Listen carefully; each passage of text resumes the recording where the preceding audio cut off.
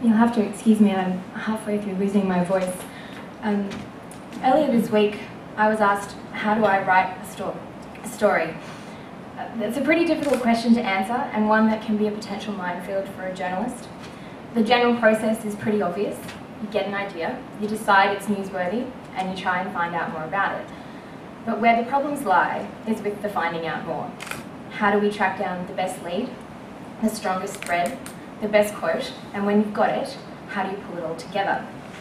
My method these days, now that I have more time and I work at a place where storytelling, not speed, is the most valuable thing, is to read everything I can get my hands on, talk to everyone who will talk to me, and then go through what I've collected and pick out the eyes.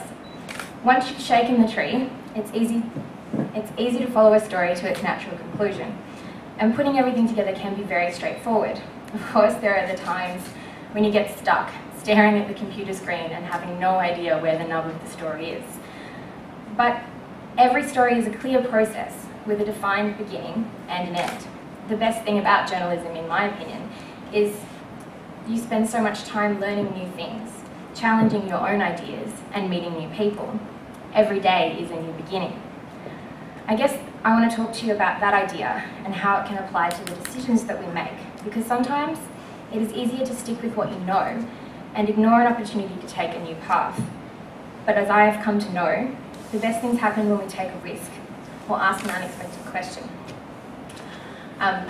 Reading off paper makes me very nervous, so I'm going to just stick to some points now.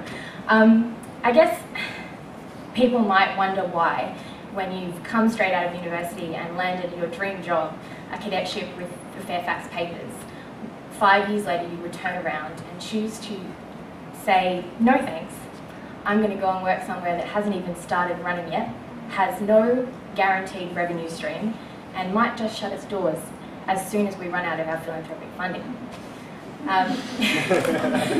Sounds crazy, but for me it was a no-brainer, because legacy media is more part of the problem these days than it is part of the solution when it comes to quality journalism and how we connect with our audiences and how news organisations make themselves relevant and stay relevant into the future.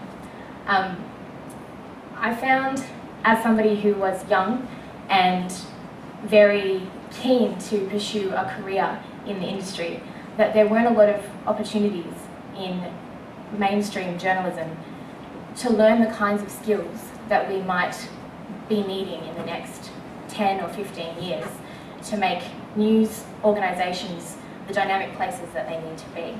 Halfway through last year, I came across a job application on the Guardian website for general news reporters, and as a young journalist working at the Guardian sounded like a great opportunity, and I thought, well, why not apply, see how I go.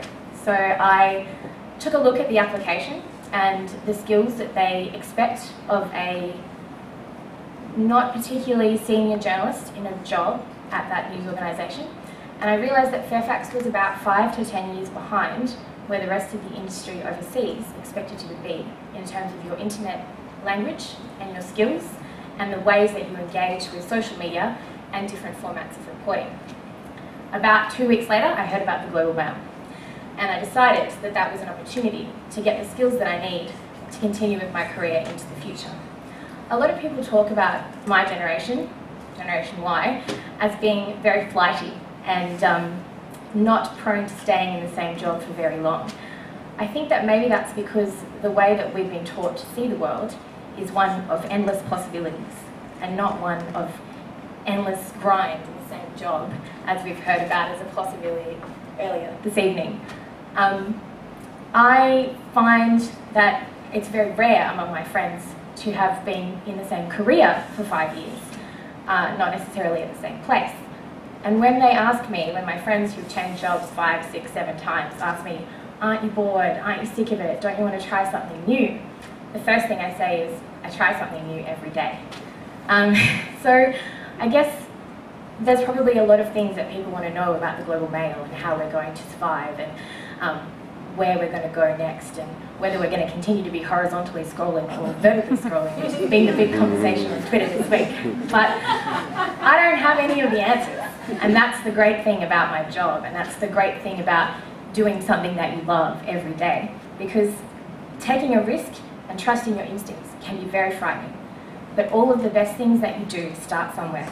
And if you make the wrong choice, well, there is always an opportunity around the corner to right it. Every story has a beginning, a middle, and of course an end. And it's how you get there that matters.